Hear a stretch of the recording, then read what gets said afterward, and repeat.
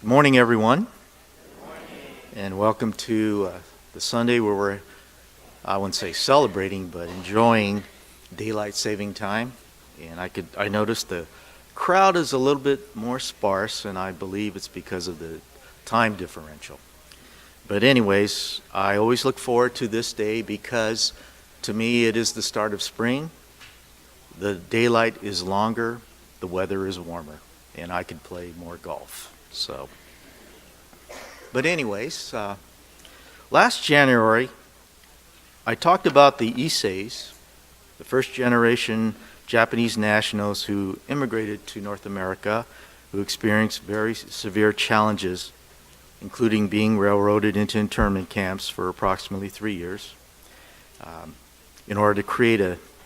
during the World War II, in order to create a more meaningful life for themselves and their families in hostile America. I explained how the Buddhist teachings influenced and helped the Isseis to overcome those hardships through the strength of the family unit and family values in order to survive in their new country. Today's Dharma message is a continuation of that story as I talk about how life unfolded for one Japanese-American Nisei man born to Isseis in America. The man's name was Kiyoshi, and he was my dad. Going back to the beginning, Dad was born on September 4th, 1928 in Tracy, California, and was the fourth of 5 children. His sister, my aunt, said that my dad was a mischievous boy who enjoyed doing things that were frowned upon by my grandparents. One example was my dad would be caught several times smoking during his elementary school years. And being the only son, he pretty much got away with murder. I think he was kind of spoiled. After the war with Japan broke out, his family moved from the Tracy area in Central California to Gila River internment camp in Arizona. And during his years at Gila River, I understand he played baseball and fooled around with reptiles and scorpions. Years later, when asked about his experience at the internment camp, Dad was rather tight-lipped as bitterness swelled within him. However, Dad was resolved to move on with his life after the war. Dad's family moved back to Walnut Grove, located on the Sacramento River. Dad graduated from Cortland High School in 1946. Instead of going to college, my grandfather asked my dad to help him on the farm at Union Island near Tracy. Years later, Dad would admit that not going to college was one of his biggest mistakes. Dad was drafted for the Korean War in 1951 and assigned to a motor unit on the front lines in Korea. As fate would have it, he was most fortunate to survive the war by receiving the $1 million wound, where a bomb landed nearby and hit his arm and ribcage area. If the bomb had hit a few feet closer, Dad would have died and I would not be here today. One example of the causes and conditions that impacted my life. Dad recuperated in Japan and was soon released from the Army shortly thereafter. 1 year later, he married my mom, Kay, in November 1952.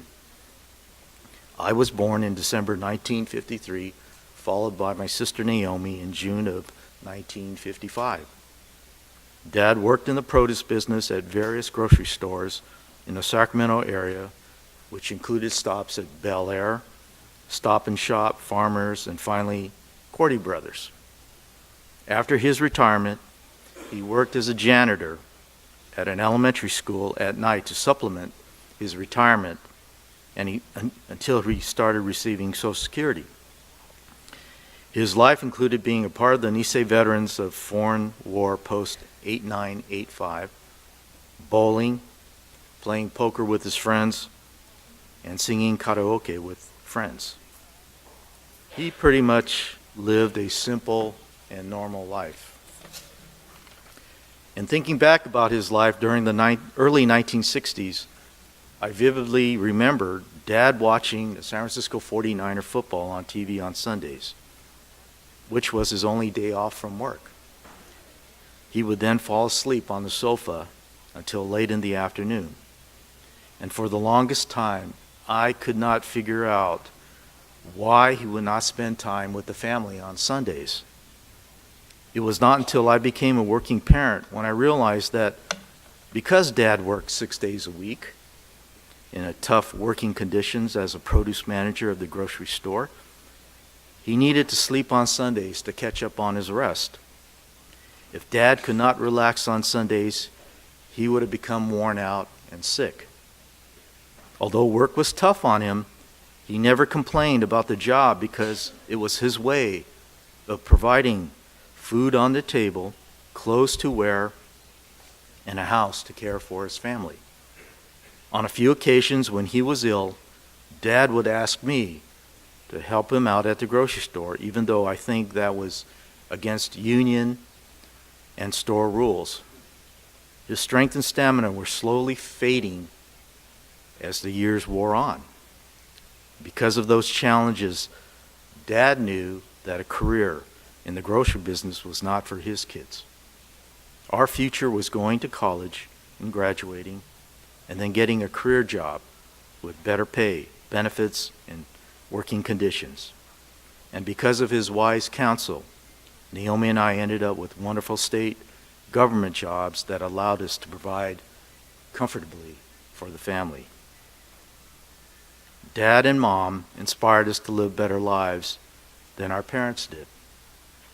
The only way to properly thank him was to care for our family and inspire our kids to go on to college, find a good career job, and hopefully find a loving companion to have for their own family.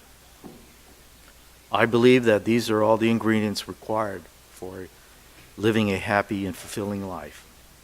Although Dad loved to socialize with people, he did have a dark side to him that at times was detrimental to himself and his family. His Achilles heel was that he could never forgive anyone who did him wrong, real or imagined.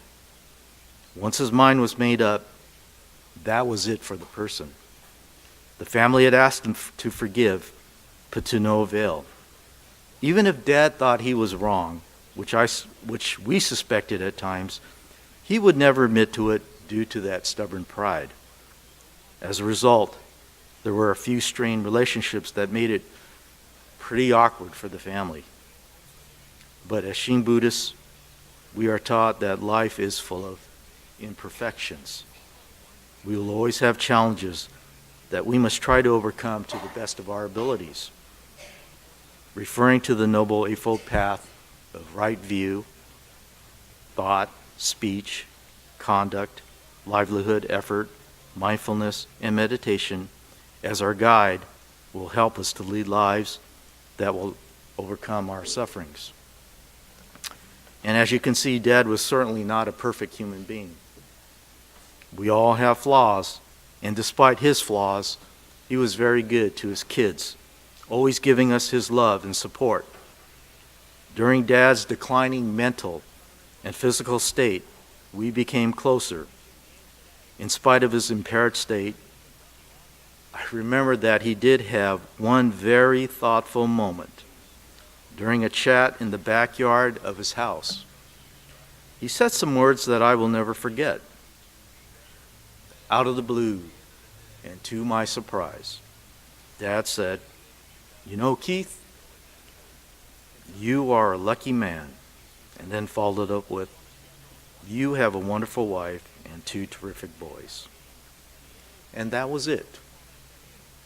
After a while, the truth of those words hit me like a ton of bricks, for I was one of the very lucky ones to have a family. And in the final analysis, to me, that is what really mattered in my life. I quietly thanked him for opening my eyes to the realization that I had on many occasions taken my family for granted. Even though parents are always dealing with their kids' lives and many activities for so many years, every once in a while, we just need to stop, relax, and smell the roses of our often overlooked and hectic, yet wonderful lives. During my life with Dad, he never did say the words, "I love you." Those 3 words were probably not in the DNA of very many Nisei men. However, in his own way, he expressed his love for me by asking me, "Are you doing okay? Do you need money? Can I do anything for you?" And for me, it was enough that those words were his way of showing that love. He lived for almost 80 years and left us over 8.5 years ago on August 10th, which, by the way, is Reverend Bob's birthday. As I looked at his serene face after he passed away, the meaning of impermanence hit me right at that moment. I realized how short his life was and how life in general is just a blink of an eye in the continuum of time. Never again would I hear his laughter and voice, see his smiling face, and receive his acts of love and compassion. All the frustrations having to deal with Dad's shortcomings simply just melted away. My connection to him was all over, and the finality of losing him was very humbling. Despite this emptiness, I am comforted that he is now in a better place. And with the Nembutsu as a guide for living life, I will always be grateful for having a dad like that and keep his memory in my heart and mind. Finally, I want to leave with all of you words that I hope will always be a part of how you feel about your parents who are, thank goodness, still around.